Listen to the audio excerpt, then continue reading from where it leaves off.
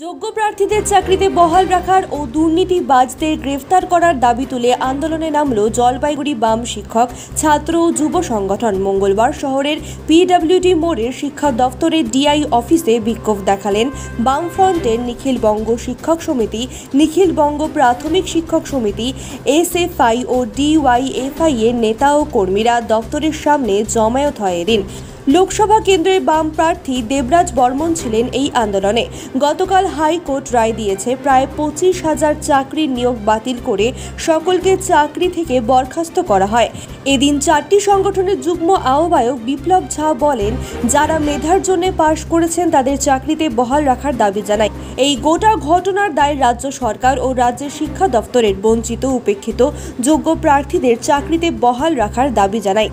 দুর্নীতিবাজ যারা চাকরি চুরির সঙ্গে যুক্ত সকলের বিরুদ্ধে আইনি পদক্ষেপ গ্রহণ করতে হবে।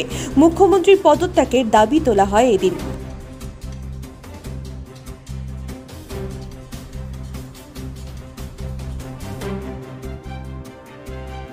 আমরা 4টে সংগঠন, নিখিল বঙ্গ শিক্ষক সমিতি এবিটিএ, নিখিল বঙ্গ প্রাথমিক শিক্ষক সমিতি এবিপিটিএ, ভারতের ছাত্র ফেডারেশন এসএফআই এবং ভারতের গণতান্ত্রিক যুব ফেডারেশন ডিওয়াইএফআই, এই 4টে সংগঠনের পক্ষ থেকে আজকে আমরা এখানে একটা বিক্ষোভ কর্মসূচি নিয়েছি। গতকাল মহামান্য আদালত একটা রায় দিয়েছেন, ঐতিহাসিক রায়, যে রায়ের ফলে আমাদের রাজ্যের মাধ্যমিক স্তরের ক্লাস 9, 10, 11, 12 সহ গ্রুপ সি, গ্রুপ ডির প্রায় 25,753 জন মনের মতন শিক্ষক এবং শিক্ষাকর্মী যাদের চাকরি থেকে যাদের হচ্ছে গোটা প্যানেলটাই বাতিল করে দেওয়া হয়েছে। আমরা যে দাবিগুলো নিয়ে এখানে এসেছি, আমাদের নির্দিষ্টভাবে 4-5টে দাবি আছে। আমরা প্রথমত মনে করি যে এই গোটা ঘটনার দায় রাজ্য সরকারের, রাজ্য শিক্ষা দপ্তরের, এসএসসির এবং শিক্ষা প্রশাসনের, শিক্ষা সংসদের, এবং গোটা দায় এদেরকে নিতে হবে। এই দায় নিয়ে আমাদের হচ্ছে রাজ্যের শিক্ষা প্রশাসনের কর্তা ব্যক্তিদের হচ্ছে যে দায় নিয়ে পদত্যাগ করতে হবে, এটা প্রথম দাবি।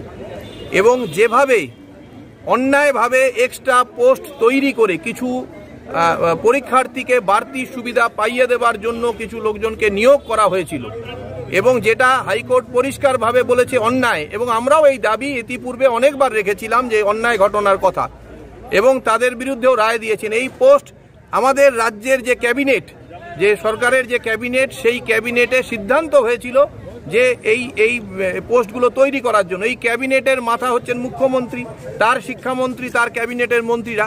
তাহলে দায় একার কারণ না, মুখ্যমন্ত্রী সহ সবার। সেই কারণে এই সরকারের প্রধান হিসেবে মুখ্যমন্ত্রীকেও এই দায় নিয়ে পদত্যাগ করার দাবি করছি। আমরা দাবি করছি যে সবাই অস্বচ্ছতার সাথে, দুর্নীতির সাথে আশ্রয় নিয়েই এই চাকরি প্রক্রিয়ায় রিক্রুট হয়নি। একটা অংশ যারা নিজেদের যোগ্যতার প্রমাণ দিয়ে সততা স্বচ্ছতার সাথে যারা নিয়োগ হয়েছিলেন, তাদেরকে রক্ষা করার দায়িত্ব সরকারকে নিতে হবে। আমরা এই যোগ্যতা সম্পন্ন শিক্ষকদের পাশে আছি। এদের যাতে গায়ে কোনো রকম আঁচ না লাগে তার জন্য আমরা তাদের সাথে আছি। এর পাশাপাশি যারা অন্যায়ভাবে দুর্নীতিতে আশ্রয় নিয়ে অস্বচ্ছতার সাথে যারা চাকরি পেয়েছেন, যারা সাদা খাতা দিয়ে, যাদের নাম্বার ট্যাম্পারিং করে টেটের রেজাল্ট সহ অন্যান্য বিষয়গুলো, মৌখিকের নাম্বার, অ্যাপটিটিউড টেস্টের নাম্বার বাড়িয়ে দিয়ে যাদেরকে অন্যায়ভাবে অর্থের বিনিময়ে অন্য সুবিধা দিয়ে যাদেরকে চাকরিতে এখানে যুক্ত করা হয়েছে, তাদেরকে খুঁজে বার করতে হবে। যারা অস্বচ্ছভাবে চাকরি পেয়েছেন, দুর্নীতিতে আশ্রয় নিয়ে চাকরি পেয়েছেন, তাদেরকে বরখাস্ত করতে হবে। এবং এই প্রক্রিয়ার সাথে, এই দুর্নীতি প্রক্রিয়াটা চালানোর জন্য যে সমস্ত শিক্ষা দপ্তরের আধিকারিক, শিক্ষামন্ত্রী থেকে শুরু করে বোর্ডের প্রেসিডেন্ট, এসএসসির দায়িত্বপ্রাপ্ত যারা, অনেকেই জেলে আছেন, বাদবাকিদেরও খুঁজে বার করে মন্ত্রিসভার সদস্য সহ তাদেরকে গ্রেপ্তার করতে হবে, তাদের শাস্তি বিধান করতে হবে, যেটা কোর্টও বলেছে। আমরাও সেই দাবি করছি। এর সাথে দাঁড়িয়ে যে শূন্য পদগুলো তৈরি হবে, সেখানে একটা বড় অংশের পরীক্ষার্থী আছেন। 30 লক্ষ ছেলে মেয়ে 16 সালে পরীক্ষার জন্য অ্যাপ্লাই করেছিলেন। তাদের মধ্যে মাত্র সব মিলে হচ্ছে গ্রুপ সি, গ্রুপ ডি সহ 25,000, 26,000 চাকরি হয়েছে। বাদবাকি যে বড় একটা অংশ, তাদের মধ্যে অনেকে বঞ্চিত, যারা যোগ্যতা সম্পন্ন আছেন। সেই বঞ্চিত, উপেক্ষিত, যোগ্যতা সম্পন্ন যে প্রার্থীরা, তাদের হচ্ছে যে মেধার ভিত্তিতে সততা স্বচ্ছতার সাথে শূন্য পদগুলোকে নিয়োগ করতে হবে, এই দাবি করছি। এবং শূন্য পদগুলোতে বঞ্চিত উপেক্ষিতদের সততা স্বচ্ছতার সাথে নিয়োগ করা, এই দাবি আমরা করছি।